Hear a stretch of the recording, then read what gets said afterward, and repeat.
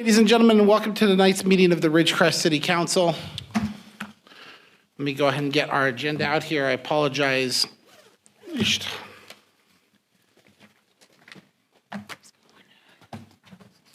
We'll go ahead and call the meeting to order. Roll call. Mayor Bruin. Here. Mr. Blades. Present. Ms. Breeden. Present. We have 3 present, 2 absent, but we do have a quorum. Okay. Next item is the approval of the agenda. Are there any, I believe there's going to be a change to the agenda. Would you like for us to review the agenda after we come out of closed session?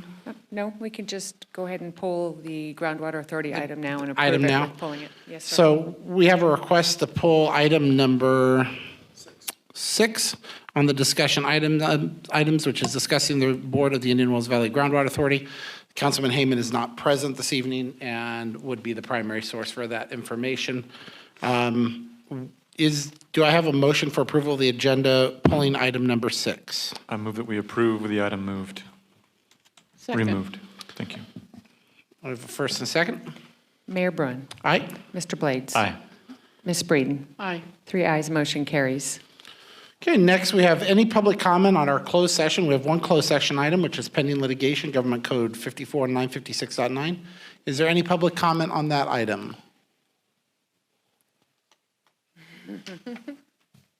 Hearing none, we'll go ahead and adjourn to our closed session. We'll be out at 6 p.m. We'll see everyone then.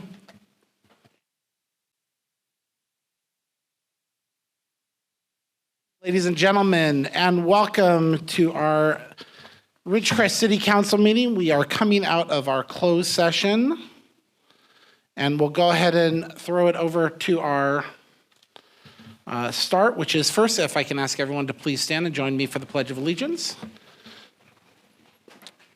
Chief.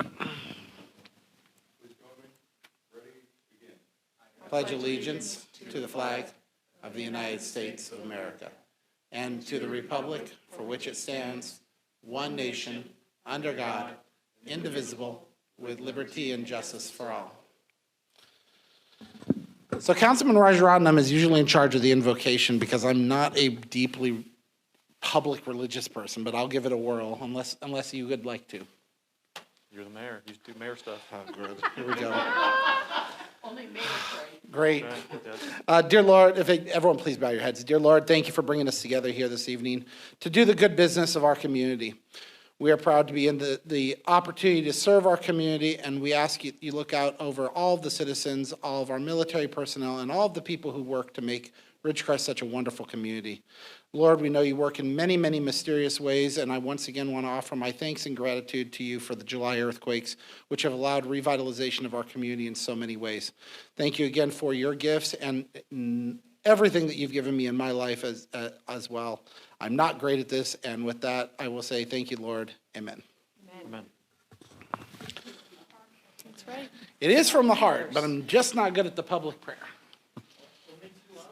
Huh? Yeah, it's just I'm not that's why Solomon is the pro.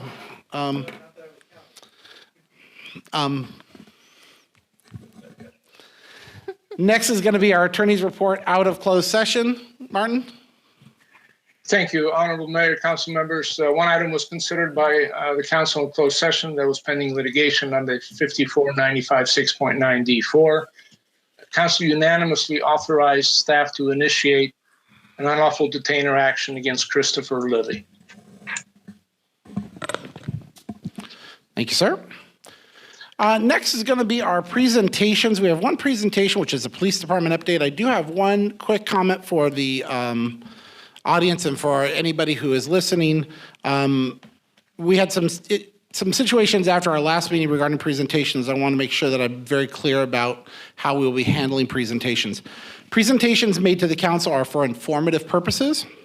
Members of the public who have additional questions may contact the city for additional information following the presentation. With that, Jed, thank you, sir. Thank you, sir. Tonight I'd like to give an update on the PD. It's kind of different than what we've done in the past. Sorry, I'm dealing with cold. Wrong way. So staffing, in July, 4 peace officer positions were eliminated.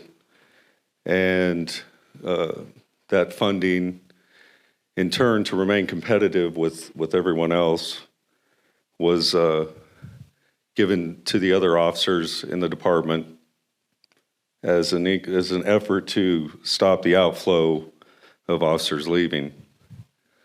As you can see, we've lost 11 officers since January of 21. And various reasons, but what it comes down to is, we're not competitive. We weren't competitive. So we're trying to fix that. Staff has been trying to fix it for a long time, and it just came to a head. So of the eliminated positions, one of them was a traffic officer, 1 detective, and 2 patrol officers.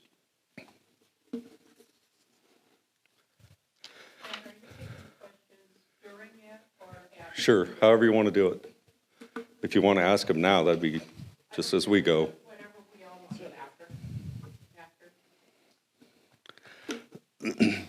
This is just the org chart. This was presented at budget.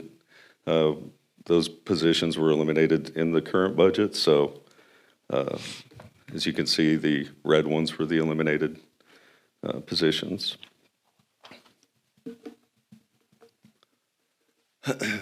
Some of the effects of reduced staffing, the potential for longer response times. Well, let's just be honest, there will be longer response times when you don't have the staff to respond.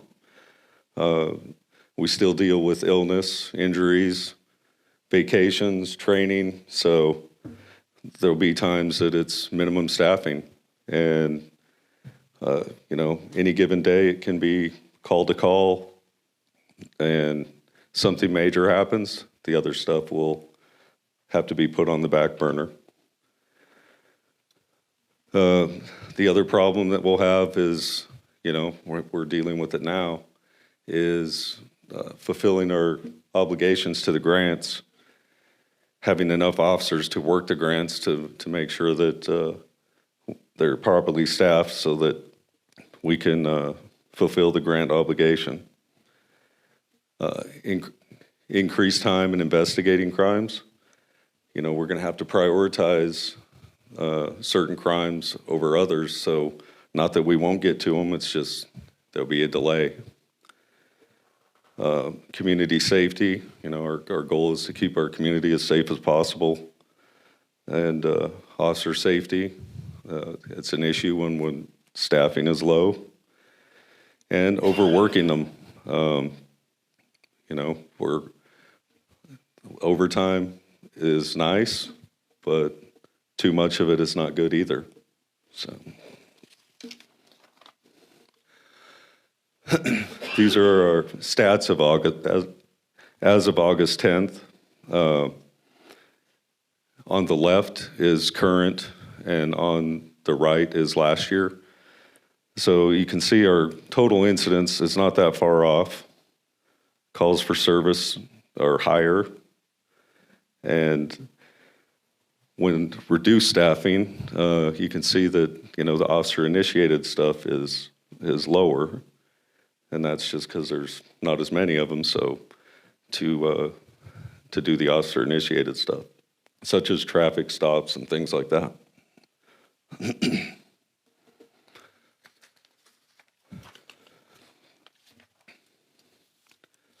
So this is a chart on the bottom. Those are the times. So midnight to 4 in the morning, and all the way across to 8 or 2000 hours, 2400. And those are the calls that we receive during those time frames.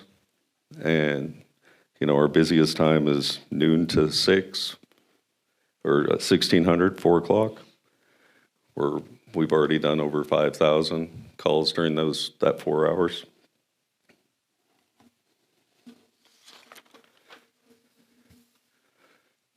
Prisoner transports.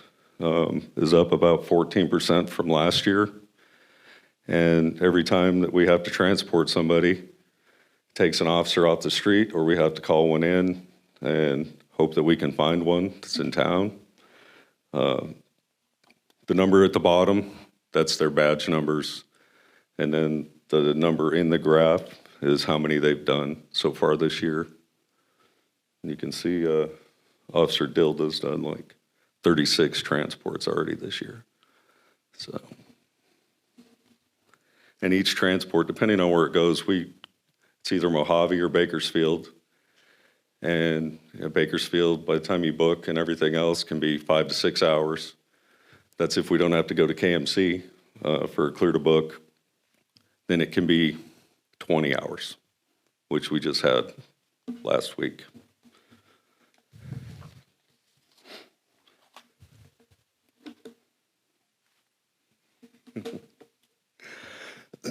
Current staffing and recruitment. This is a nationwide problem. Agencies all around the country are having a problem. Many have called it a crisis at this point. Getting people to come even test is difficult.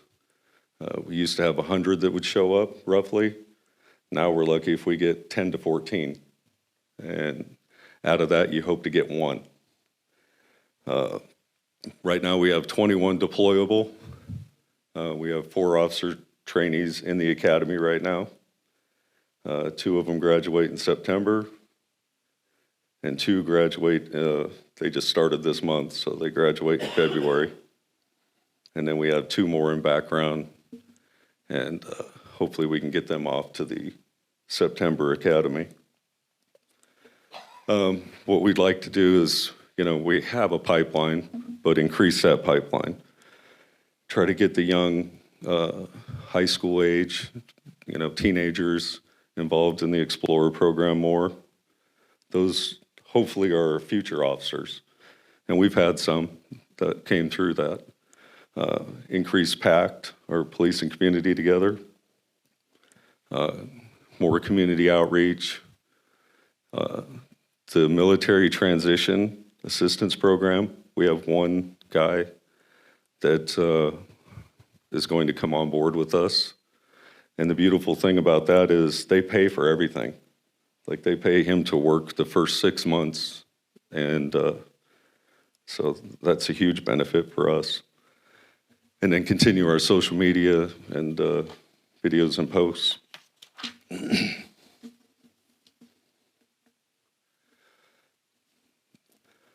Our recruitment strategy, look to recruit locally. Local talent is, we have it here, we just gotta find it and get it to come to us. But we'll also look for laterals and other academy graduates. And, the benefits of hiring local, the retention for them living here and working here should be greater, just because their families are probably here, they know everybody here. And, their availability is huge. The drawback of that, minimally, it's a year, 12 months before we get them on the street, and can be up to 18 months or longer, just because of the testing, the background, academy, and then they have to do field training. We have 30,000 people, so the pool is small of, what we can get. But we must remain competitive. We're competing with the base and other agencies around us, so hiring out of the area academy grads or laterals, the benefit is they can be deployable, a lot quicker, 4 to 6 months. FTO which is field training, is 16 weeks, shorter if it's a lateral, so. Out of area candidate drawbacks, this is what we've seen, is there's strong likelihood they're going back home to work, to live, just because families are there. And the agencies are usually bigger where they came from, Riverside area, San Bernardino. So the pay is a lot better. And drawback is the lack of availability. A lot of times they go home on their days off. So when we're short and need somebody for a transport or work overtime, it's difficult to get them because they're not here. So staffing needs, my wish list is, reestablish the 4 eliminated positions. We need an additional dispatcher, records clerk, and animal control, and I'll get into why here in the next slides.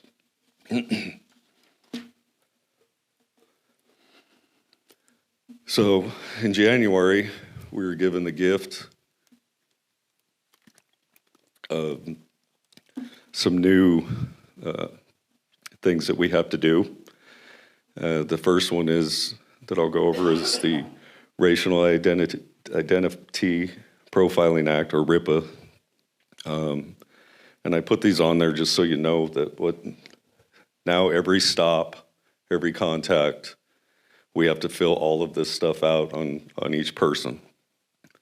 So obviously that takes time, and the officer has to do it, right away, and it's delaying. Your traffic stop might be a little longer. If there's multiple people in the car, 4 or 5 people, he's going to have to fill 4 or 5 of these out.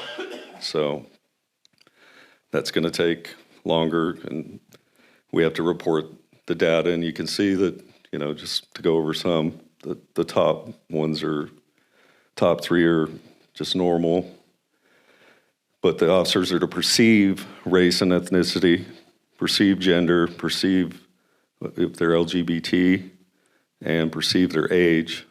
So we're not allowed to ask them what they are before we answer these questions.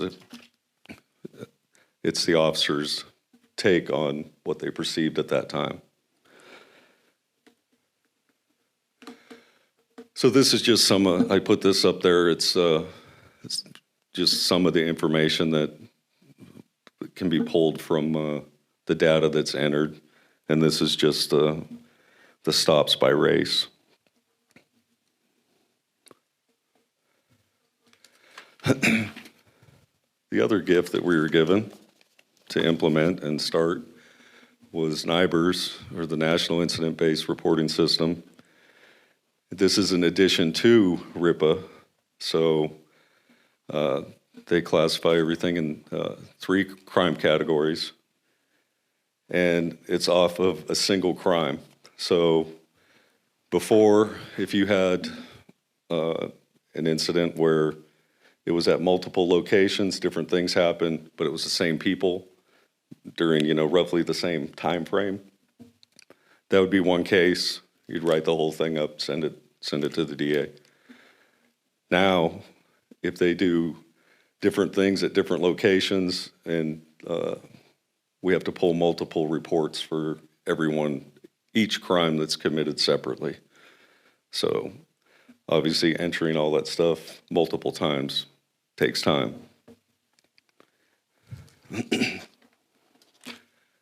These are the categories that the officers have to fill out when doing the reports.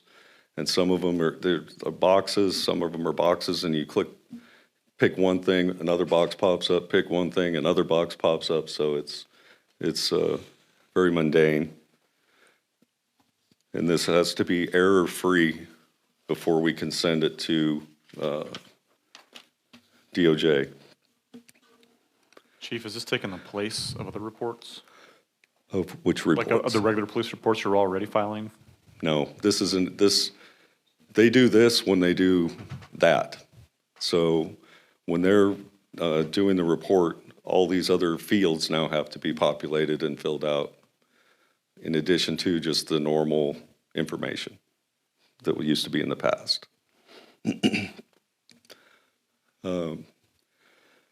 And this is just more information on the NIBRS information that they want.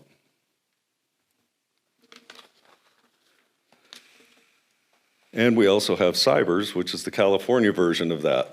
And I didn't put all of it in here too. It's just repeating a lot of it. But there's more in the California one than there is in the national one that we have to report on.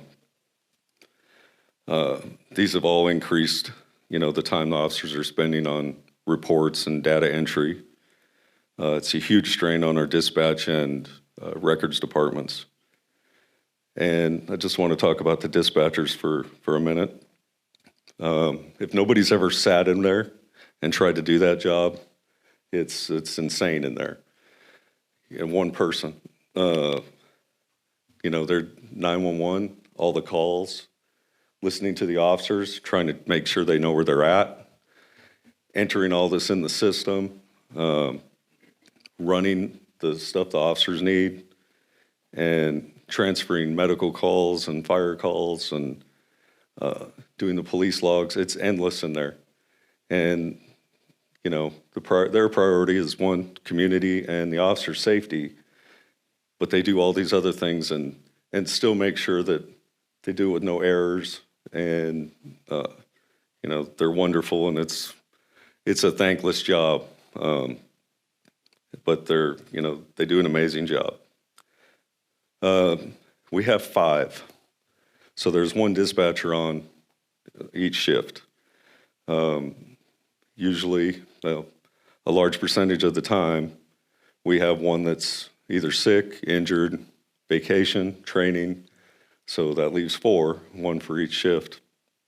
Very seldom do we have all 5. So that, limits the overlap for the busy times, like, you saw up there, the 12 to 4 and even some evenings. It's just one. And then when we're down 2 or more, then the officers have to cover, so we're taking an officer off the street and they have to work in dispatch.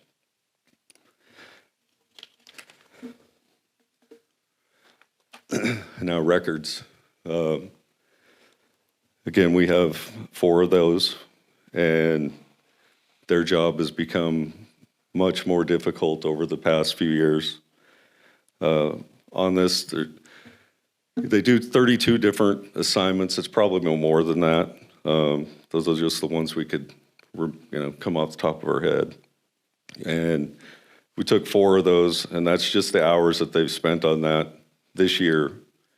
And with NIBRs and RIPA, we have to have 0 errors when we send it in. So they're reviewing those, they're answering the phone, live scans. It's never ending. Doing, records requests and making copies of everything for the DA. So, another person in there would be just tremendous.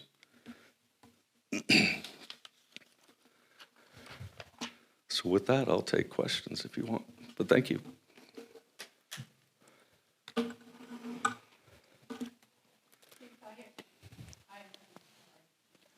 Chief, I have 2. Okay. We discussed the first one a little bit under budget time. Yeah. But can you tell me approximately the difference, the discrepancies in the pay? How much more would we have to pay our officers if that were the only issue for them leaving?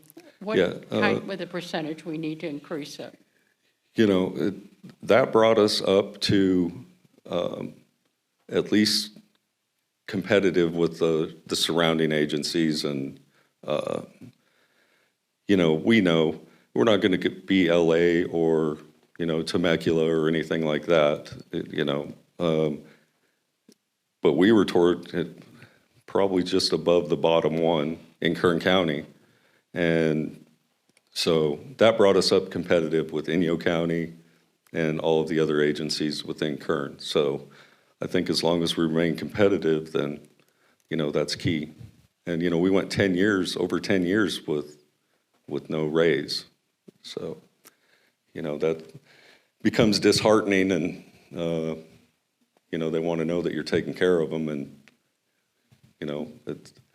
it's hard when, you can't squeeze blood out of a turnip, so we understand that too. I got it, sir. Thank you. The next question I have, approximately how much of an officer's time, let's say, I'm trying to equate how much time is spent doing all the paperwork and how much time is spent actually in service, out doing service. What is the approximate percentage of that? Percentage? Can you tell, is there Yeah, it's probably, I can find out the exact number for you, but it's Just probably in the high 80s paperwork, would be my guess. Okay. 70 to 80% of the time doing paper. Is there a possibility that an officer wouldn't have to do that paperwork if we had more support personnel?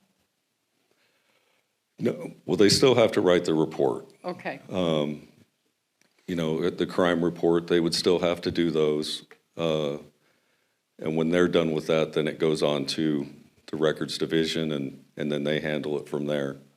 okay. So it touches multiple hands after they're completed with Even it. after they're 80%? Okay, Yeah, thank you. yes, thank you.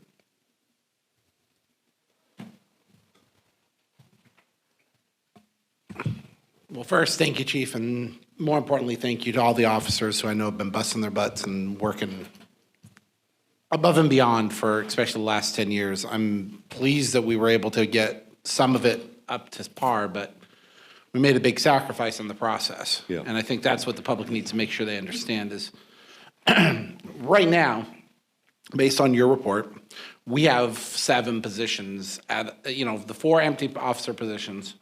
We have an additional need of 3 more positions at a minimum, right? You're correct.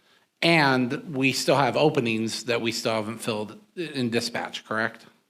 Or we're filled back up in dispatch? We're full in there now. But code enforcement is still missing. Code is, yes, that's 2? another story. Is that 2? We have 1 in background right now, and we're never letting Fred go, so we'll just keep Fred.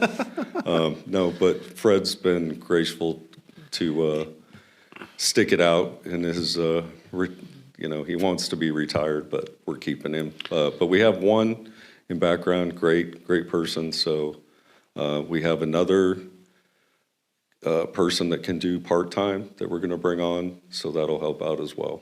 So again, shortages. Shortage, And those shortages lead to exactly what we hear so often, from the citizens Right. is, we have, whether it be trash in community streets, or it be illegal buildings, or we have trash dumping, or we have bullies on the skate park, or whatever it is.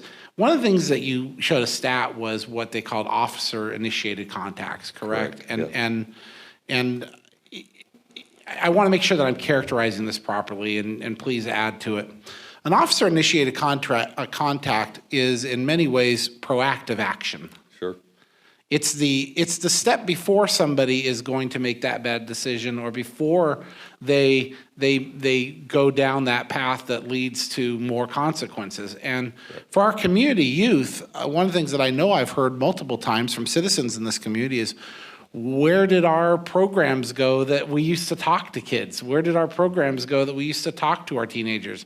Where did our programs go where we would be offering intervention in advance? And the honest answer is those programs were lost to shortages that can only be solved by bodies and money, correct? Correct. Thank you. And then the second one is when we talk about opportunities that we could use for, potential revenue solutions or funding. One of the things that you mentioned was the amount of the on-call, the transports, right? Yes.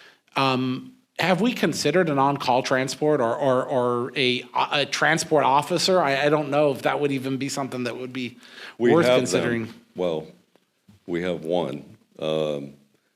That is another position that, because it is armed, that has been difficult to fill. We have 1 right now, so he covers the early week portion, and he's on the road all the time. And then, but when he's not here, then an officer has to do it. And that's one less officer with the positive interactions, Right. one less officer on the streets, one less officer patrolling or managing Ridgecrest. Right. Okay. And so each of these resources that state, federal, county decisions even, especially if we focus in on the jail, these decisions have continued to be made by agencies that we see very little funding from in terms of our state, our ability to run our city. But they have the ability to continue to provide legislation and regulation and push those down on us where we don't have a choice, but in order to protect our local public safety, we need bodies and we need revenue. Correct. Thank you, sir.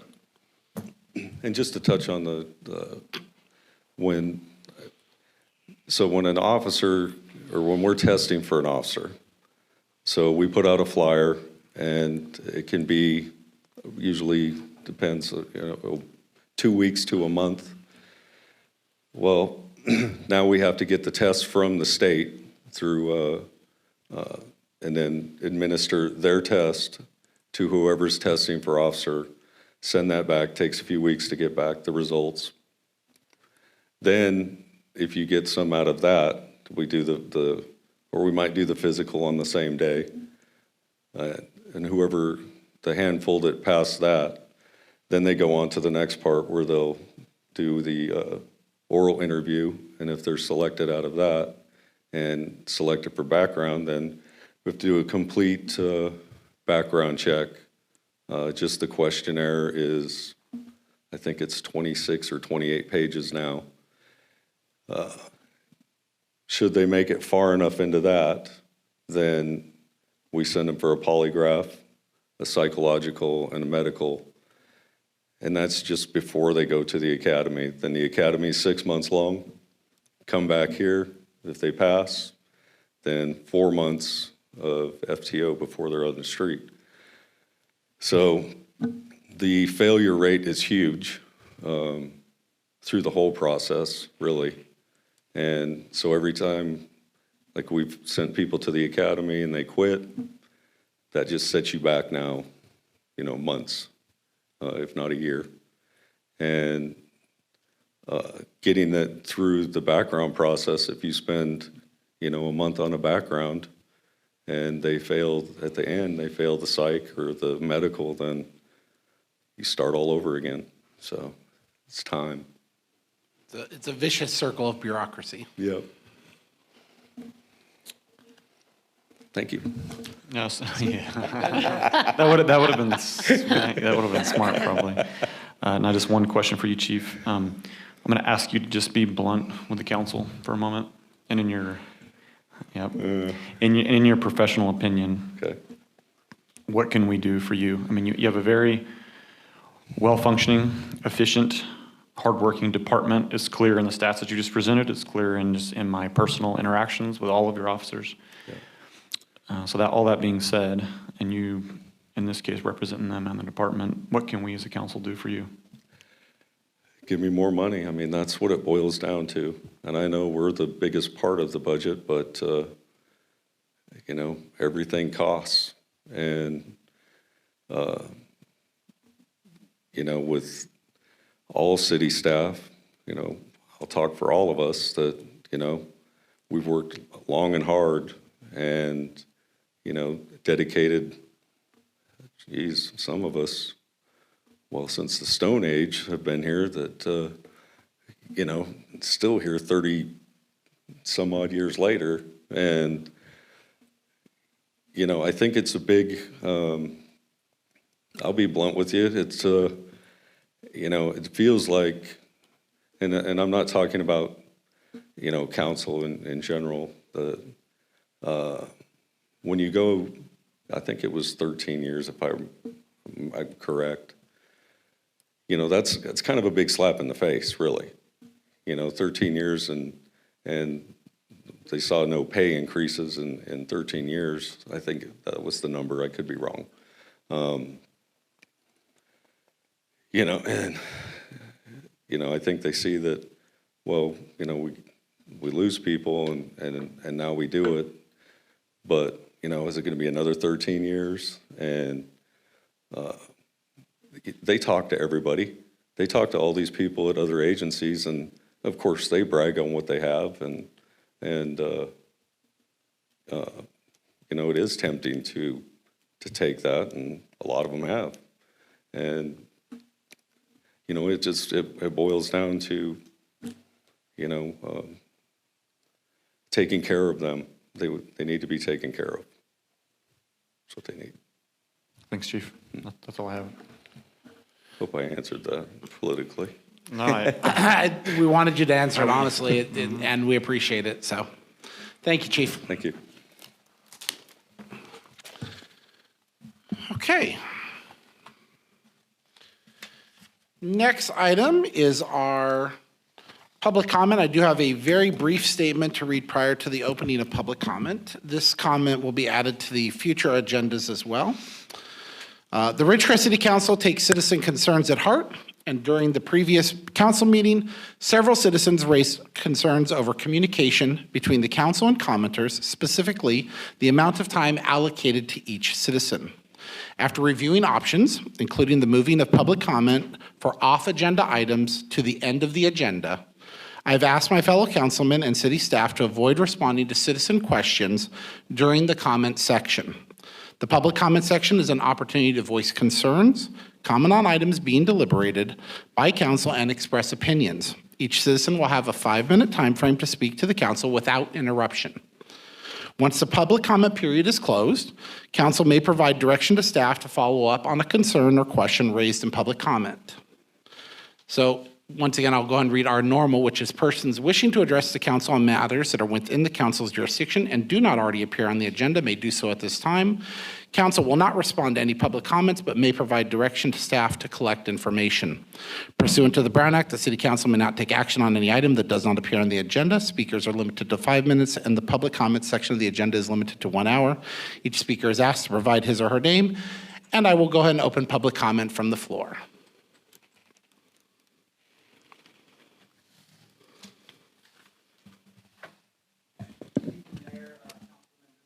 Richard Wagner, 408 South Lincoln.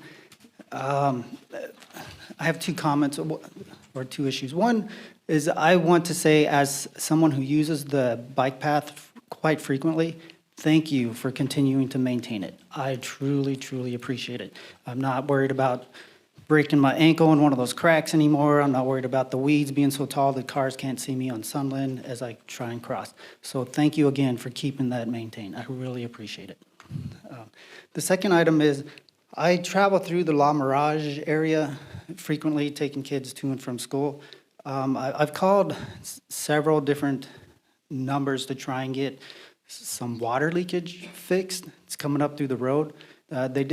Someone came through last week or earlier this week and fixed one of the leaks, but there are at least 3 more areas where water is bubbling up from the street. I realize that's not city streets, that it's somewhat privately owned according to the water district, and all the utilities are privately owned. They're not responsible. So I don't know who's responsible, but knowing that we've gone through years of water conservation and increased rates and now the IWVGA fee, it's frustrating to see water just being wasted day after day after day. I don't know what you can do, considering it is someone's private property, or they're not truly city streets. I'm not sure, but if someone can look into that, there's at least 3 different leaks coming up through the road. I can tell you later, exactly where they're at. But I'd appreciate if someone took care of it, because I'm tired of seeing the water wasted. That's it. Thank you. Thank you, sir. Any other public comment from the floor? Seeing none, do I have any public comment on the phones? Seeing none, I'll go ahead and give about 30 seconds for any other public comment.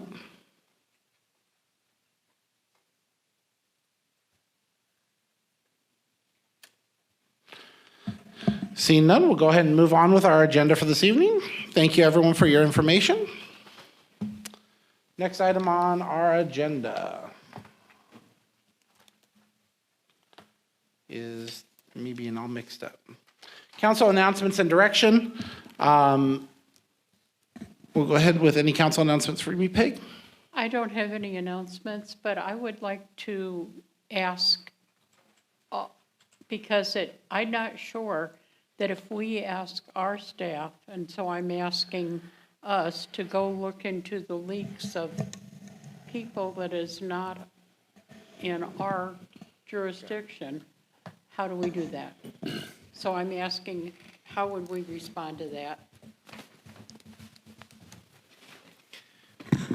Good evening, everybody. So one of the leaks that is on Gold Canyon is in city right away. The issue with the La Mirage area is that was an old Navy system that was taken over by the water district. So all the water meters are on one side of the road. Thus, after the water meter is the property of the homeowner or the controller of the properties, right? So since all the meters are on one side of the road, the lines that run across the road are privately owned.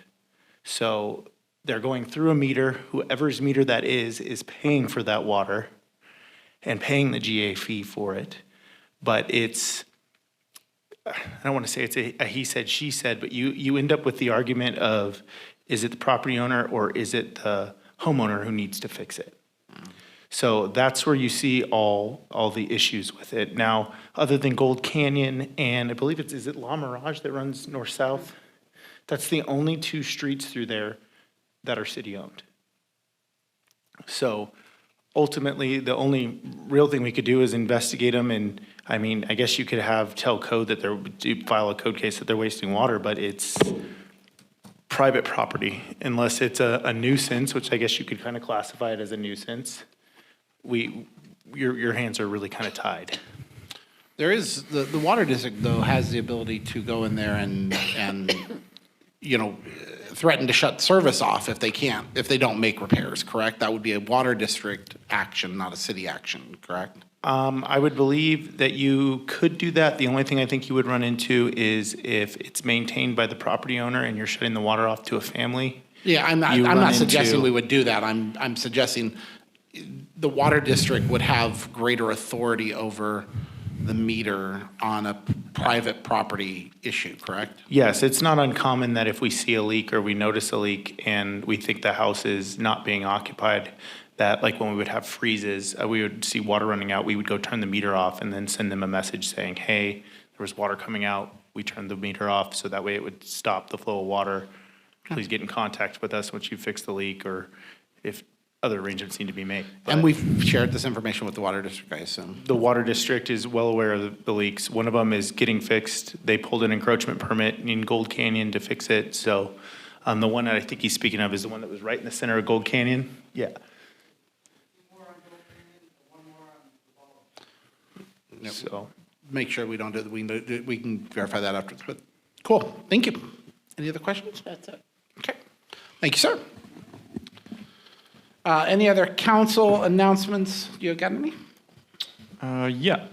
We'd like to invite the public out tomorrow. It's we're calling it a Let's Talk, but it's something that the council and the staff are going to try to keep moving. I'm going to keep asking for it to happen, asking the city manager to keep it going for as long as I'm up on the council.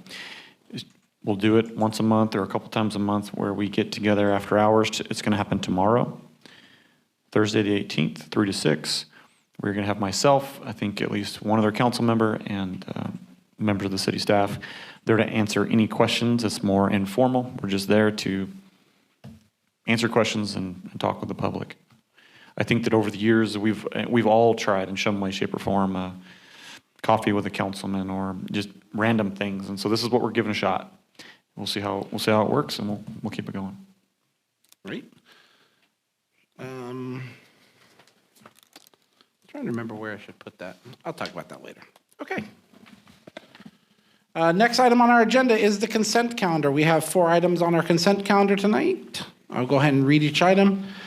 If any, all items listed are on consent are considered to be routine and non-controversial by city staff. I cannot see this close with these on. Are considered routine and non-controversial by city staff. Consent items may be approved by one motion if no member of the council or audience wishes to comment or ask questions. If comment or discussion is desired by anyone, the item will be removed from the consent agenda and will be considered in listed sequence with an opportunity for any member of the public to address the city council concerning the item before action is taken. I will now read each item. The first item is item number 2, proposed action to approve draft minutes of the Ridgecrest City Council regular meeting dated August 3rd, 2022. Item number 3, a resolution approving the project list for fiscal year 2022-2023 for the California State of Good Repair Program for the following project: electric transit van replacement. Item number 4 is a resolution authorizing submission of the fiscal year 2021 Transportation Development Act, Article 4 claim to the Kern Council of Governments. And item number 5 is a resolution authorizing submission of the fiscal year 2021-2022 Transportation Development Act, Article 4 claim to the Kern Council of Governments. Does any member of the council wish to have an item pulled? Not I. Does any member of the public wish to have an item pulled? Hearing none, do I have a motion for approval of the consent calendar as presented? So moved. Second. I have a motion and second. Roll call. Mayor Bruin, Aye. Mr. Blades. Aye. Ms. Breeden, Aye. 3 ayes, motion carries. Great. As discussed and approved in the earlier, prior to closed session, item number 6, which is discussion regarding the Board of the Indian Wells Valley Groundwater Authority. That item has been pulled due to Mr. Heyman not being present, and we are going to move to item number 7. Item number 7 is a resolution of the Ridgecrest City Council approving a community development activity agreement with the County of Kern for funding for Leroy Jackson Sports Complex improvements to the lower softball fields in the amount of $107,111 and accepting the terms of the receipt of the CDBG funds and authorizing the city manager to sign the agreement. Ms. Wagner. Good evening, council. So I'm here tonight asking for you guys to approve the city entering into an agreement with the county in order to put fencing around the 2 lower softball fields at the Leroy Jackson Sports Complex. We brought this back to council in January in a public hearing. At the end of that, it was determined that this project was okay to move forward with. So with that being said, I'm just asking for you to approve the resolution allowing the city manager to sign the contract and enter into agreement.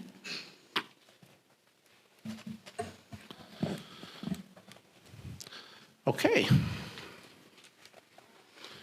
So, for the sake of the record, CDBG, a lot of people don't understand where does CDBG comes from.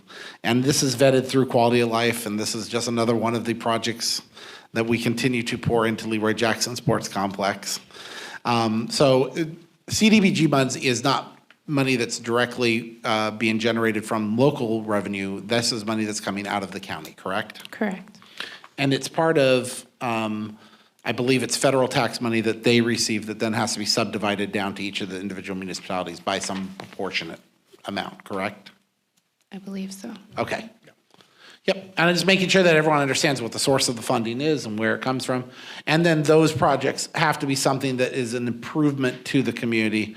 In this case, our softball fields are being used Excessively. All the time.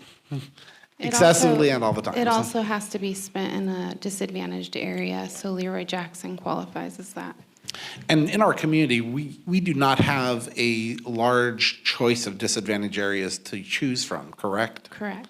The 2 primaries, as I understand for the public to be aware of, is Leroy Jackson Sports Complex, and the other one would be the Freedom Park area, is that correct? Correct. Okay. Yep.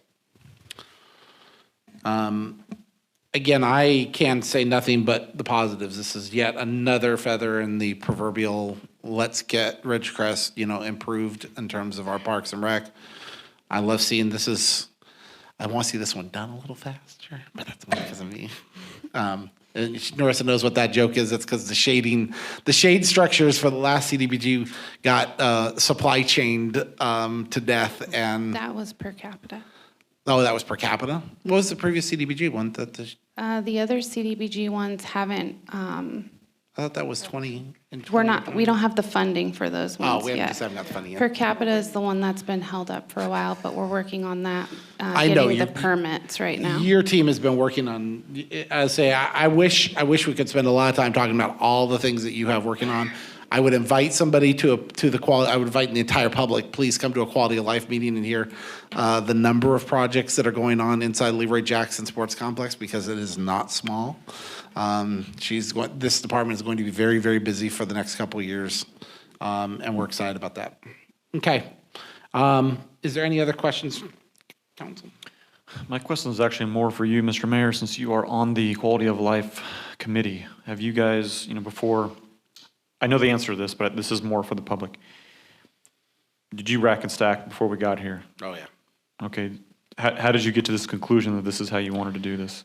So there's a couple things. Is we know the lower softball fields, also in the ARPA intention goals, is the restrooms.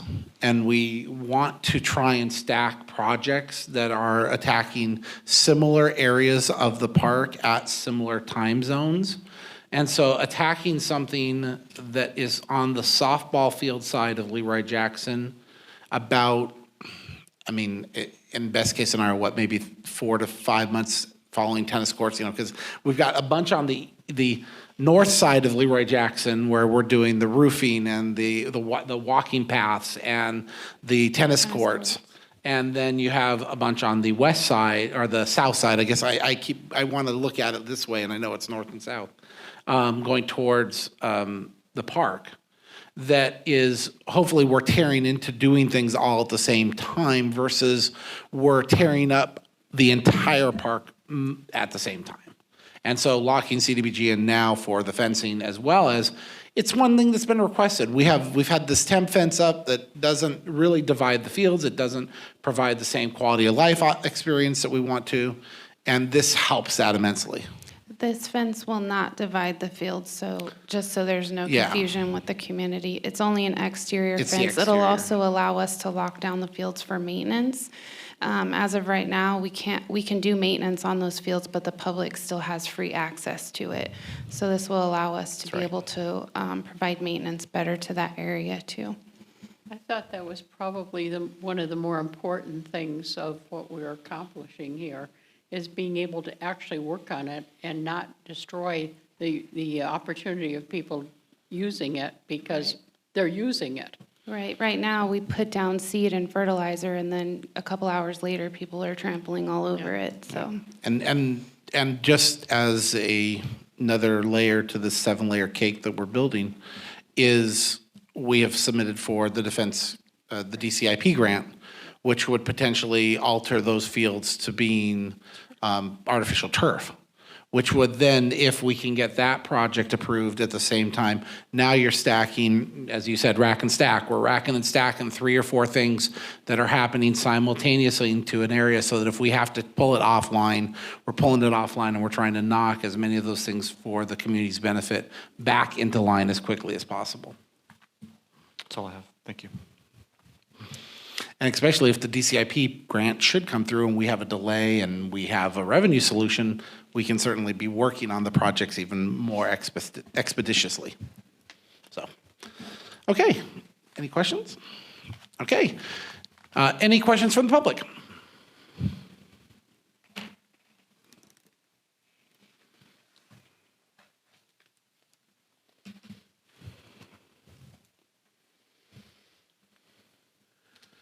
Good evening, Council. Tom Wecknick. I've got a number of questions about the agreement itself. Okay, first of all, real quickly, one quick question is, this is a county park that we're paying money to do improvements on. No, it is not, sir. That's not correct. The Leroy Jackson Sports Complex size is a city park. The playground side is county. Okay, then why is the county so much involved in this agreement? The county is who's providing the funding. No, it's the federal government. The county is funneling through Kern County. If I may, we sign a contract with the county. Every 3 years, we renew for them to manage, us to be in a co-op with them, for them to manage the funds in the project. Okay. Then at the same time, when we start going through the agreement here, 28-page agreement, there's a lot of pages requiring the city to do certain things, and the number of things that they have in here. Some are find kind of like no-brainers, but I understand legalese, putting stuff in like the city will be responsible for complying with all applicable local, state, and federal laws and stuff like that. But when I start going through the other ones, the city shall accept Title II and are responsible for the maintenance and/or operation of the fencing. So we will maintain the fencing then? Okay. And continuing through here, the city will remain fully obligated under the provisions of the agreement. And of course, in here it says the county will have no financial liability for any of these, this fencing work, right? Okay. And then one part that really puzzles me is in the people, organizations pay to use the fields, right? Correct. So we do collect revenue from that? Well, there's one paragraph here that I was kind of, hold on a second. When you read it, Tom, can you tell me what page you're on? Sure, hold on.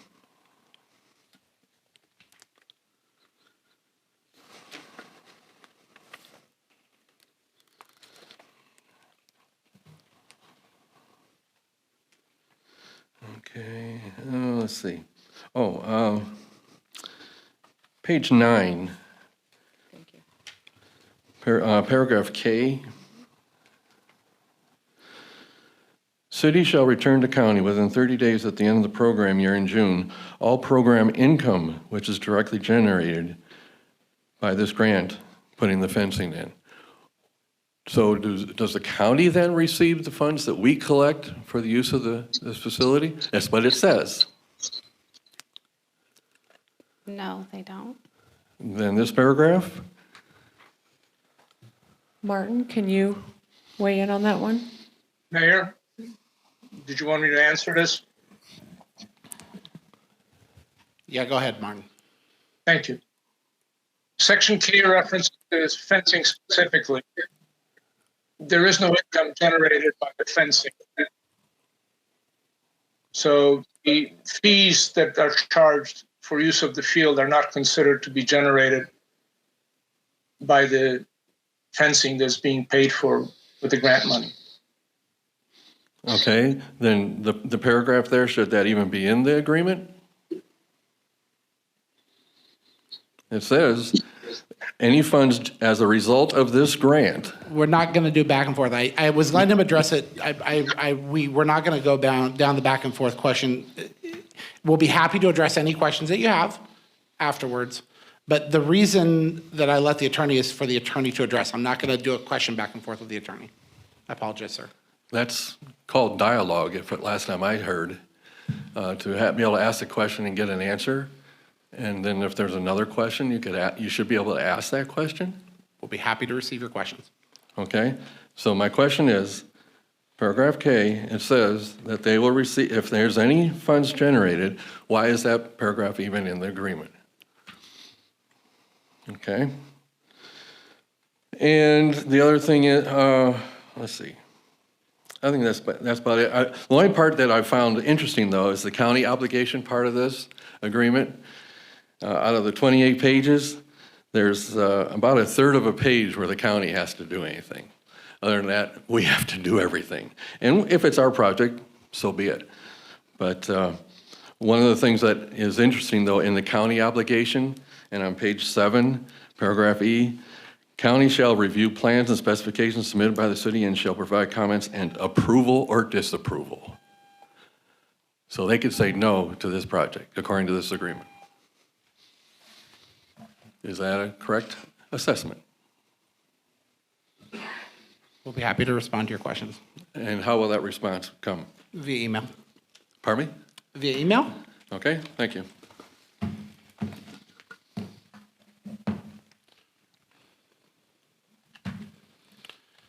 Any other public comment? Okay, we'll go and bring it back to council comments. Martin, in order to try and expedite a couple of the questions from the public, is there anything that you would like to add? Certainly. The Section K is in there to protect the county from basically misuse of the funds and some type of a profit generating activity by a subscripient agency like a city, like us in this particular instance. So these agreements are fairly structured, and there isn't a lot of negotiating room for which sections to be kept in and or not. The section doesn't affect the city in any way. We're not generating any income from the grant funding, so it doesn't really legally have much of a meaning. And since we are the recipients of the funds, most of the obligations and most of the things that are mandated by the agreement fall on us. It is our project. We are getting the money. We own the field, and we will benefit. Our community will benefit from the use of those funds and having the safer and better field. Thank you, sir. Any other council comments? I would like to ask a question on that. If the county should ever, and do we know of the county disapproving of any of those things? And if they do, how are we bound by that? Because it is a legitimate question, but it doesn't seem to me that there's any ability for us to say yes or no, we disagree with what you're saying. And have they ever done that? Not saying that they couldn't, but have they? Remember, this is, go ahead, Martin. Yeah, in 30 years of doing this, I have never seen a county, once an agreement is signed, attempt to not provide the funds or try to stop the project. And remember, this is a project that has been in development for over 1 year. This is federal money that is managed by the county. So it's like all grants that we get, there are always obligations contractually that we have to follow because there are certain rules for us to ensure that we use this money for the purpose that is designated for. So you're always going to have these contractual issues that you're going to agree to. They may not always make sense, but they're there for a purpose. And we have two choices. We work within the confines of the grant, or we elect to pass on the money and give it to another community. And that's pretty much where we're at. It seems to me a legitimate answer, and that we know that those are the things that are in there that never happen, and that we do it anyhow because the benefit provided by the dollars is significantly more important than any tiny discrepancy. Typically, when you look through federal contracts or state contracts and you have clauses, they're usually there because of something that happened. Whether it was a small incident, large incident, or a perceived incident, some administrator or governing body has required that to be in there. And so that is the stuff we look at. All these contracts are vetted by staff. They're also vetted by our attorney. And, you know, here we are. This is the process that we have to do if you want this funding to improve your public facilities for the benefit of your public. Thank you, sir.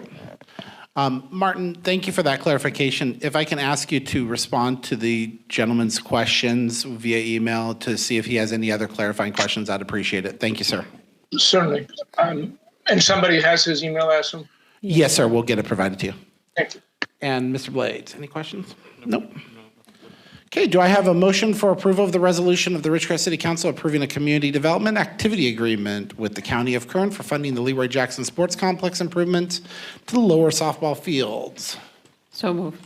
I have a motion. Do I have a second? Second. Motion second. Roll call. Mayor Bruin, Aye. Mr. Blades, Aye. Ms. Breeden, Aye. 3 ayes, motion carries. One more on your list, Narissa. And once again, thank you to our entire Parks and Rec department, which Kyle's rack and stack comment is absolutely accurate right now. Okay, next item is item number 8. This is the introduction and first reading of an ordinance amending Chapter 102 of the City of Ridgecrest Municipal Code by setting forth an expedited, streamlined permitting process for electric vehicle charging stations as required by Government Code Section 65-850.7. Mr. Reed. So this is a housekeeping item as well as an upcoming item. In 2017, we were supposed to enact Senate Bill 1236, which was, or Assembly Bill, no, Senate Bill, I lied. 1236, which basically streamlined our electric vehicle permitting for chargers. We didn't, so as I said in my staff report and was quoted on, we were a little late to the party on this one.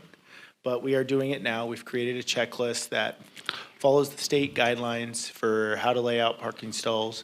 And in doing this and vetting the ordinance through Martin and his group, they found that Assembly Bill 970 is coming out, which we would need to pass by next year. And what this does is this allows people, if they need to make room for a charger, you can put the charger in and remove a parking space, or move 2 parking spaces, or whatever that you have to make necessary to make this work. So one thing I'd like to mention is our parking standards are very grossly over providing, as we can tell by the Walmart parking lot that's hardly ever more than a quarter full, and it's something that staff needs to look at in the future. So other than that, it's, like I said, it's house cleaning, it's providing something on our website that should have been provided. Granted, we were providing it because we use consulting firms and we use the county for inspection, and the county has that availability to them. And it basically sets a statute for, once we deem the application is complete, we have a certain amount of time to turn that back around. And with that, I'm open for any questions. Okay. Peggy? I don't have any, thank you. Kyle? I got a quick one. You know, I looked at your checklists, you did a thorough job. And as I was reading through, I didn't see any, not that you aren't thinking about it, I didn't see any reach back to see how we're affecting, this is gonna sound like a very, I'm putting it in a very general way, how we're affecting the grid. So what I mean is that if we're issuing permit after permit, I mean, because it says streamlined permitting process, is there ever a chance or ever a case where you need to be reaching back to SCE to make sure that we're having an issue with the grid supporting giving these permits? So there is a technical provision in there that if we deem it, So I read that, right? So it said public health or safety, right? Specific adverse impact upon the public health or safety. correct. But that doesn't necessarily mean that you're, I mean, because you're checking everything under the sun, but how do we know? So anytime you do any sort of facility upgrade or power upgrade, it will require an on-off by SCE. In order to get an on-off by SCE, you have to have submitted a plan and you have to have something in place so SCE knows what load you are going to put on the put on the grid, and they have to verify that they have the infrastructure capable of handling that load. So with any sort of application that is going to hook into the grid, is going to add a transformer, like the EV charge park that's coming up. There is a dedicated Edison application that they will have to go through with the utility company and with the provider to make sure that all the regulations, codes, and things like that, the grid can support it, and things of that nature. So that's more third-party review. Ours is more that we deem the application is meeting the code and not so much looking at the grid. That's up to the power provider to let them know if they can do it or not. Thanks. Martin, I'm going to need a piece of advice. Yes, sir. I have a question, but I can't ask it from the dais. All right, well, actually, I can ask it. Yeah, I think I can ask it. Hold on. If it's out of bounds, Martin, I'm expecting you to jump in here and stop me. All right. Does this ordinance affect any current EV chargers waiting to come online that may have already been installed?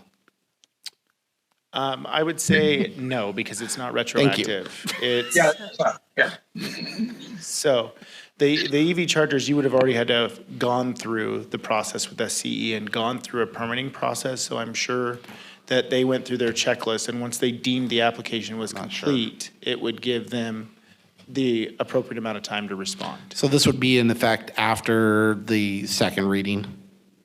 No, so remember, since we contract out all of our plan checks and stuff like that, when you filled out a permit for us, once it goes to either Kern County or it goes to Wildan, The ordinance would become effective 30 days after the second reading. After the second ordinance, yeah, the ordinance simply sets in, That's all I need. provides for a streamlining process. I don't want to get into a big dial. I just wanted to confirm that Right. it would be something I would be asking as a different citizen that I need to just confirm. 30 days after the second reading, which would be, the second reading will be the first meeting of September. That means October. It should have no impact. Thank you. Yes, so as far as our ordinance, but it has already been being enforced because we contract everything out. Yes. So, sorry and thank you. Excited to see the EVs coming in. I understand people with their grid concerns, but the train left the station back in 17. It's just a matter of whether we're noticing that it's running down the tracks. Yeah, my concern is always going to be for these, any rural area. Yeah. How we're going to maintain it. Okay, any questions from the public? Or any comments from the public? Okay. Seeing none, bring it back to council. Any other questions? Okay. So do I have a motion to waive the reading in full of an ordinance amending Chapter 102 of the Ridgecrest Municipal Code by setting forth an expedited, streamlined permitting process for electric vehicle charging stations as required by Government Code 65850.7? So moved. I have a motion. Do I have a second? Second. I have a motion and second. Roll call. Mayor Bruin, Aye. Mr. Blades, Aye. Ms. Breeden, Aye. 3 ayes, motion carries. Next, may I request a motion to introduce by title only an ordinance amending Chapter 102 of the Ridgecrest Municipal Code by setting forth an expedited, streamlined permitting process for electric vehicle charging stations as required by Government Code Section 65850.7. So moved. Second. I have a motion second. Roll call. Mayor Bruin, Aye. Mr. Blades, Aye. Ms. Breeden, Aye. 3 ayes, motion carries. Thank you, Mr. Reed. Next, we have our committee reports. We have City Org, Finance, and RACVB. So it looks like you guys get to listen to me for a few minutes and then Megan. Or did Megan leave? Is Megan reporting for RACVB? Or I she might just- I do not believe so. Okay. Yeah, here she is. She's Okay, that's fine. No, we're not ready yet, Megan. I just wanted to make sure you were here so when we got to it. City Org met on the first Thursday. City Org continues to work on multiple things for the trash implementation. The biggest thing that we're working on is the public awareness aspects and getting the campaigns up and running. There's a couple things that we're working on. We've got a great FAQ that Megan has put together and is on our website to provide expedited information to our community. We also have worked with a couple different of our local vendors, one being Raw Media for an outreach video, kind of explaining the bins and the trash process. And then another one we have is a educational opportunity partnership that we're working towards with SSUSD, hopefully, to provide education on the benefits of recycling as well as educating kids as far as the 3 different barrels, the 3 different colors, the 3 different barrels, the 3 different kinds. The best way for long-term implementation is actually through teaching children the differences. That's been demonstrated in multiple cultures and multiple environments where multiple trash cans have been implemented. It was another good meeting. Thank you for everyone who participated. The other thing that we're working on is our Wayfinder project, which birthed out of the Civic Drive project. I believe City Manager Strand has been meeting with those groups as well. And the Wayfinder project, I think, will come, more and more to a reality here after probably the next 90 days, in terms of looking at what the project is going to be looking like, what it'll be forming on. And its ultimate goal is to drive people that are coming into the town to our central tourism locations and to drive that participation in those areas. Did you have anything else to add? Yeah, correct. Yeah, correct. Oh, sorry. Go ahead. No. Yeah, we met with both museums this week, Isabel and I, and there were some additional questions that were brought up about the Wayfinder sign I think we're going to be able to address. And the next step will be just public outreach and check the temperature of the public on what they think of it, any other ideas and thoughts that we could drive out of that. So that'd be the next step before it comes back. And I know the postcard went out, but there's a lot of public outreach that we have planned over the next, again, 90 to 120 days leading up to January 1. Correct. I just wanted to add one thing. I wanted to thank staff for this output that they had given us regarding SB 1383. I've had more people make comments on that who said they couldn't understand what we were supposed to do, and now they know. And so I want to I think Megan did that. Yep. It was pretty amazing, and if you haven't got it or haven't seen it online, please look at it. It helped me understand it, and I thought I knew. And I'm very pleased with what our staff has done to help make this very difficult transition more understandable for everybody. So my thanks. And if anybody would like a copy of that FAQ, it is online now, correct? It is online, as well as you can feel free to reach out to any one of us, and we'll be happy to point you in the direction or send you an email copy. That was the bulk out of City Org. Just a lot of work continuing on 1383. And we hope to have, again, as much messaging out as possible.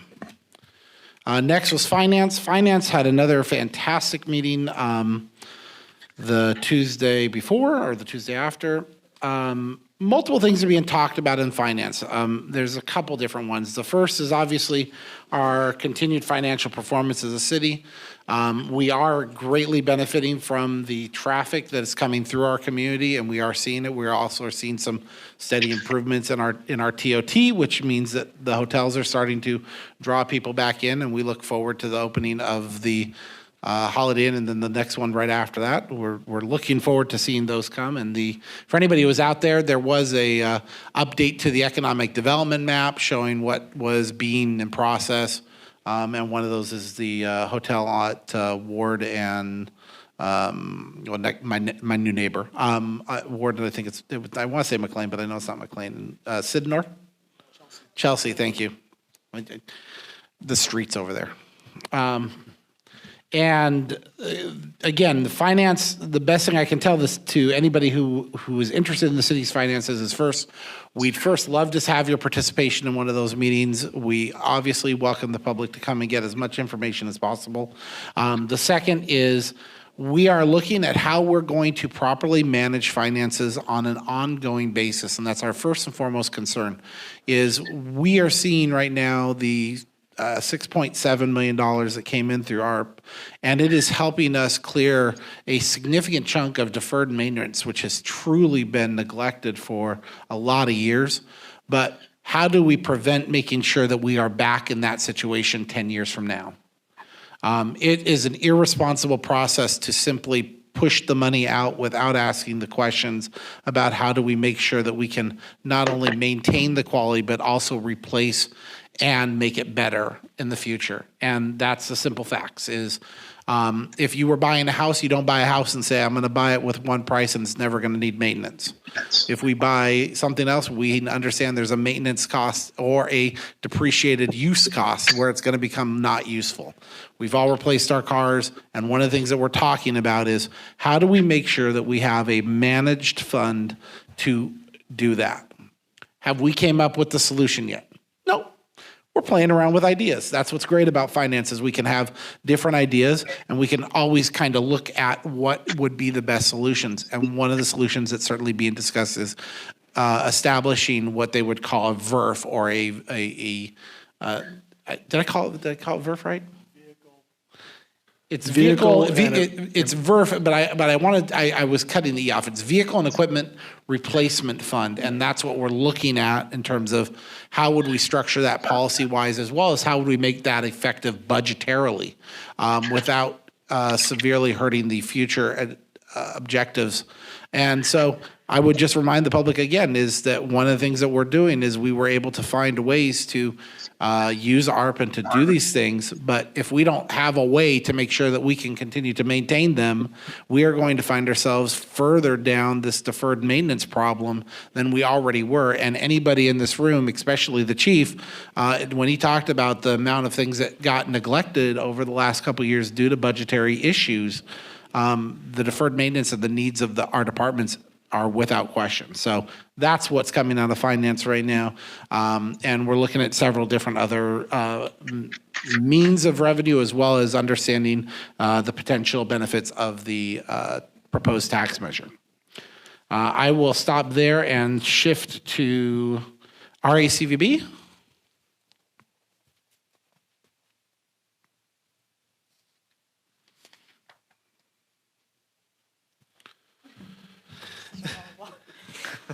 Hello. So we did have our RACVB meeting this morning. I have a few things to update you guys on, kind of all over the place, so I'll try to keep it concise. They do have the blood bank. The Huchin Blood Bank is now posted outside the California Welcome Center. It was there today from noon to 6 p.m. So that's been bringing in some more local traffic to the Welcome Center. They believe they had about 50 people at the last event in July. I'm not sure what the numbers were today, but so that's bringing in some more local traffic. So if you're ever wanting to donate blood, check out the parking lot at the Welcome Center. The BLM is doing a new environmental assessment at the Trona Pinnacles. It hasn't been done for a very long time. The RACV is on board with that project, so they're involved. At the moment, there should be no impacts to filming that are perceived at this time. They understand that that's a pretty big economic driver for our community, so no worries on that front at this point. They're going to continue to work together on that process. So we know the flooding events earlier this month caused a lot of damage to the roads in Death Valley. So Highway 190 is projected to be open by Friday, tomorrow, or no, skipping a day, Friday. So the roads in the park may not be functional for up to 4 months, so that may have impacts on our travelers and our hotel occupancy. At this point, we're not seeing any effects. Most of the effects are coming more from the heat, just with the hot summers, but we'll continue to monitor that as well. October 22nd, some filming updates.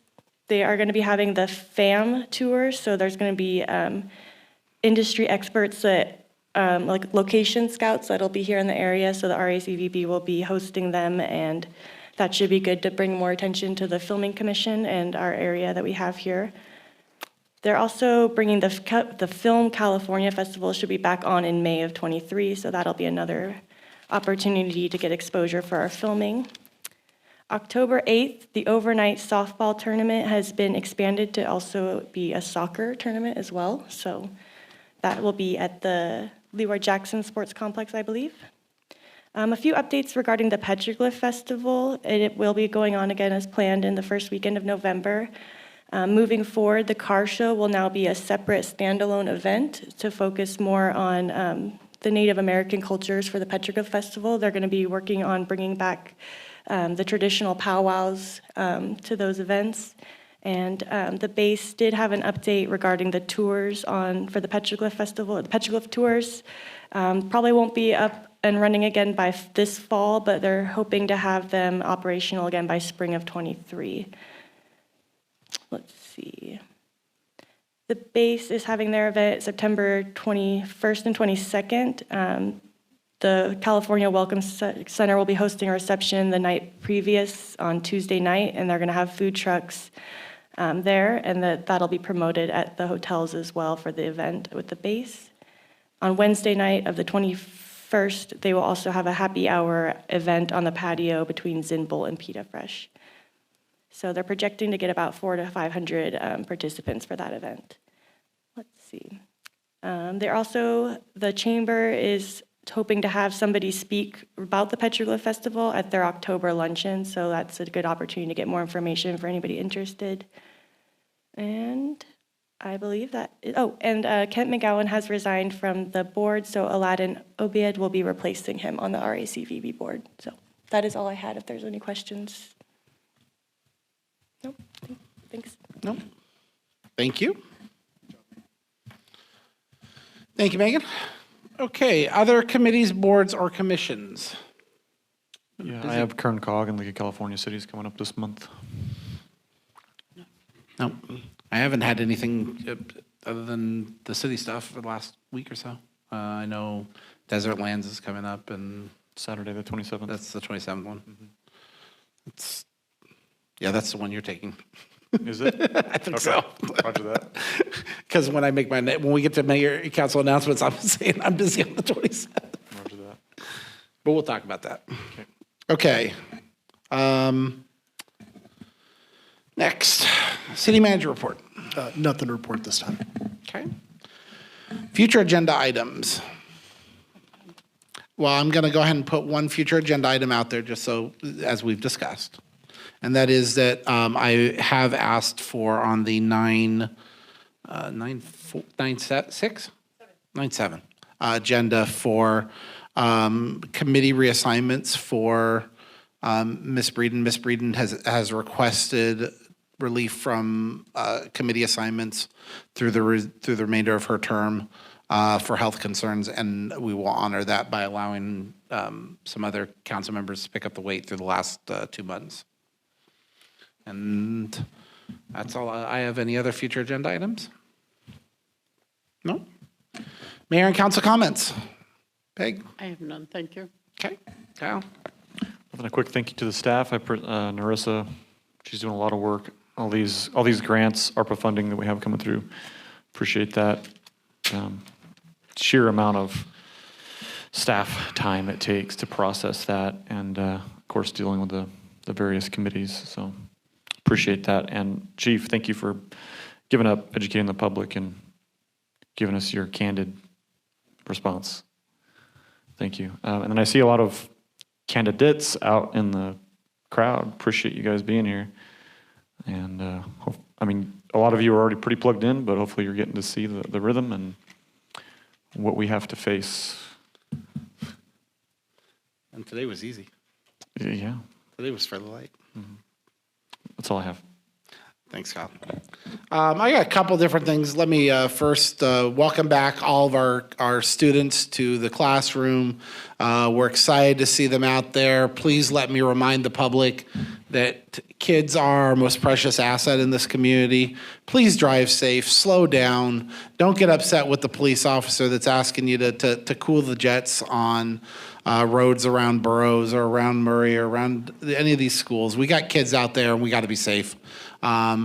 Kudos to the SSUSD and to Realms for getting the schools and all of our private and individual schools in the community. You guys are the leaders that lead our future. So thank you for everything you do for our students, and thank you for a clean start to a school year, hopefully without any other intervening challenges as have been faced the last couple of years.